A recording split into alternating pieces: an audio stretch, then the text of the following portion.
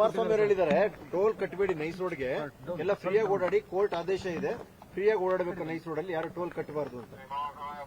Follow ಮಾಡ್ರಿ ಕುಮಾರಸ್ವಾಮಿ. ಅಲ್ಲ ಈಗ ಟೋಲ್ ಕಟ್ಟಬೇಡ ಜನರಿಗೆ ಕೊಂದರೆ ಇದ್ದಾರೆ ಸರ್. ಹಲೋ, ಏನ್ ಮಾತಾಡ್ತೀರಿ?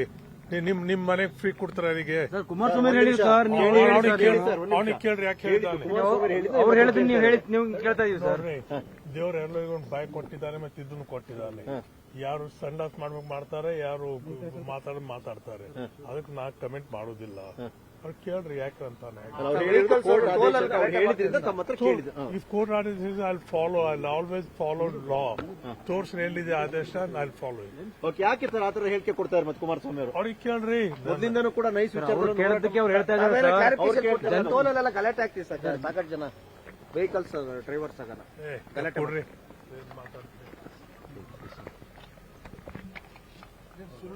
ಪ್ರಾಬ್ಲಮ್ ಕ್ರಿಯೇಟ್ ಮಾಡೋದಾ? ಪ್ರಾಬ್ಲಮ್ ಅಲ್ಲ ಸರ್. ಹೇಳಿಕೆ ಕೊಟ್ಟಿರ್ತಕ್ಕಂಥವ್ರು ಕೇಂದ್ರ ಸಚಿವರು ಸರ್. ಹೇಳಿಕೆ ಕೊಟ್ಟಿರ್ತಕ್ಕಂಥವ್ರು ಕೇಂದ್ರ ಸಚಿವರು ಸರ್. ಯಾರೋ ಸಾಮಾನ್ಯ ಜನ ಹೇಳ್ತಿರೋದಲ್ಲ, ಕೇಂದ್ರ ಸಚಿವರು ಹೇಳ್ತಾ ಇದಾರೆ. ನಾನು ಪ್ರತಿಭಟನೆ ಕೂಡ ಮಾಡ್ತೀನಿ ಅಂತ ಹೇಳ್ತಿದ್ದಾರೆ ಸರ್. ನೀವು ಮಾಡ್ರಿ, ನೀವು ಮಾಡ್ರಿ. ಯಾರು ನಾವಲ್ಲ ಸರ್, ಕೇಂದ್ರ ಸಚಿವರು ಹೇಳ್ತಾ ಇರೋದು. ನಾವು ಪ್ರತಿಭಟನೆ ಕೂಡ ಮಾಡ್ತೀವಿ, ಟೋಲ್ ಕಟ್ಟಬಾರ್ದು, ಅದು ಇಲ್ಲೀಗಲ್ ಅಂತ ಹೇಳ್ತಾ ಇದ್ದಾರೆ ಸರ್. ಅವರು ಇಲ್ಲೀಗಲ್ ಅಂತ ಹೇಳ್ತಾರೆ.